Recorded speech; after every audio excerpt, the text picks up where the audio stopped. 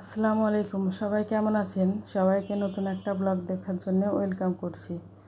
আজ আমি আমার ব্লগটা সকাল থেকে দুপুর পর্যন্ত আমি কি করলাম তা আপনাদের মাঝে শেয়ার করতেছি।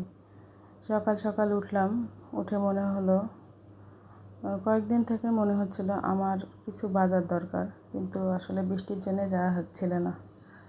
এর জন্যে আমার বাড়ির পাশেই বাজার, সেখানে আমি হেঁটে হেঁটে চলে যাচ্ছি। আগে বাজারে যাইতাম, মেয়ের কাছে ছেলেকে রেখে যাইতাম, কোনো ঝামেলা হতো না। কিন্তু ইদানিং ছেলেটা মেয়ের কাছে থাকতে চায় না, অনেক বিরক্ত বোধ করে এবং আমাকে বাসার বাইরে যাইতে দেয় না। তাই ভাবলাম সকালে ছেলে যেহেতু ঘুমাচ্ছে, মেয়েকে বলে বাজারে চলে গেলাম। আবার মেয়েরও স্কুল বন্ধ থাকে না, সামনে পরীক্ষা, তার জন্যে এখন খোলা থাকে। সেই স্কুলে নিয়মিতই যায়। আজকে ছুটি সেহেতু আমি ছেলেকে মেয়ের কাছে রেখে বাজারে চলে গেলাম। টুকিটাকি কিছু বাজার লাগতো, কিছু ড্রাই ফ্রুট, কিছু ফল, এগুলো, তারপরে ছেলের ওটস যেগুলো লাগতো সব কিছু নিয়ে আবার ফেরত চলে আসলাম। এসে দেখি যে ছেলে উঠে গেছে এবং বোনের কাছে আছে। তারপরে আমি দেখেন কি বাজার করেছি। কলা নিয়েছি, আপেল, লটকন, তারপরে আমার ছেলের জন্য ওটস নিয়েছি, ওটসটা ফুরিয়ে গেছিলো। এগুলো নিয়ে আবার ইস্ট পাউডার লাগতো আমার, এগুলো সব কিছু নিয়ে আরও কিছু শুকনো আইটেমও নিয়ে চলে এসেছি।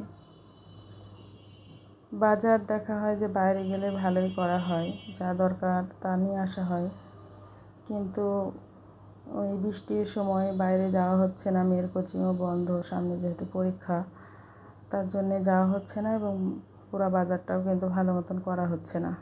তাই একসাথে অনেকগুলো জিনিসই আজকে কেনাকাটা করলাম। আমার ছেলে এই যে কয়েকটা ওটসটাই খাইতো ইদানিং, এবার আমি অন্য একটা ওটস নিয়েছি, দেখি কেমন লাগে, এটা কেমন হয় খাইতে। তারপরে দেখেন তার বাদাম কিন্তু অনেক পছন্দ। এই বাদাম সে একা একা ঢালতে গিয়ে ফেলে দিয়েছে। সে এমনই করে, কোনো কিছু আনলে সেটাই আগে দেখতে যাবে। তারপরে আমার যতগুলো বাজার ছিল সব আমি ভালোভাবে গুছিয়ে নিয়েছি।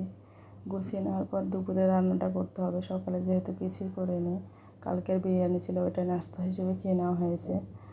তাই দুপুরে রান্নার দিকে চলে গেলাম সব কাজকাম শেষ করে। আজকে আমি করলা ভাজি, ভাত চড়িয়ে দিয়েছি, করলা ভাজি করব, 2 ধরনের ভর্তা করব, ডাল এবং আলু।